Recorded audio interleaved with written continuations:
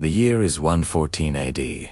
Rome, the heart of the world, throbs with a feverish energy. Legions have returned from the east, bringing with them not just spoils, but the taste of victory under Emperor Trajan. See the dust kicked up by 1,000,000 sandals.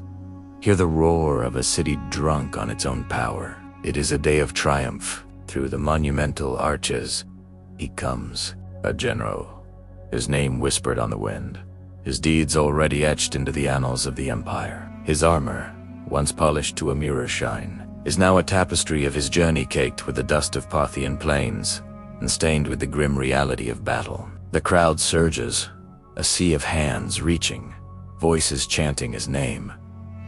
They see the victor, the symbol of Roman might, but look closer. Past the gleaming eagle standards, past the laurel wreaths tossed at his feet.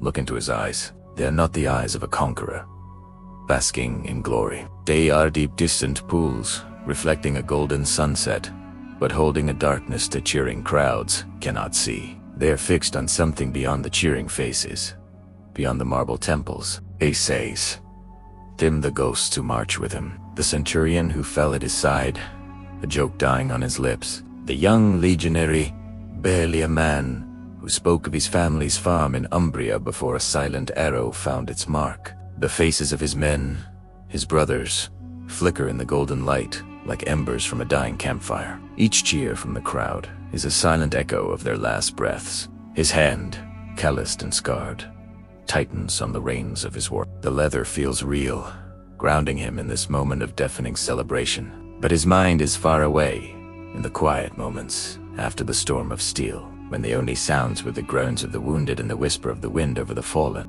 For every step he takes on this triumphant path, 1,000 shadows march in his wake. He passes the Senate House, where men in fine togas will debate the significance of his campaign. They will speak of strategy, of resources, of the expansion of the empire.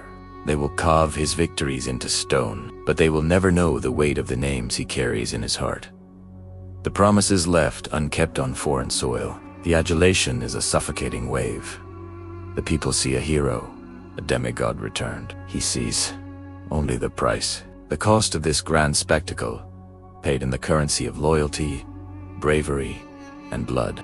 The roar of the Colosseum in the distance promises games in his honor, but all he can hear is the clash of gladius on shield, the final, desperate cry of a friend. His gaze lifts towards the Palatine Hill, where the emperor's palace glows in the setting sun. He has brought glory to Trajan, to Rome.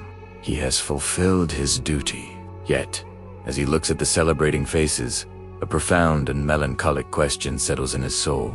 They cheer for the victory, but do they understand the sacrifice? Do they see the man, or only the monument he is forced to become? The parade continues its slow, inexorable march towards the Forum.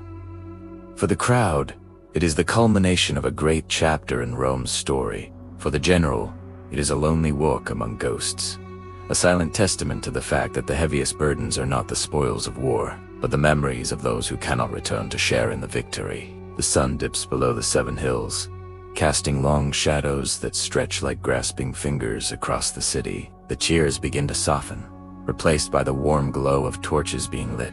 The triumph will end.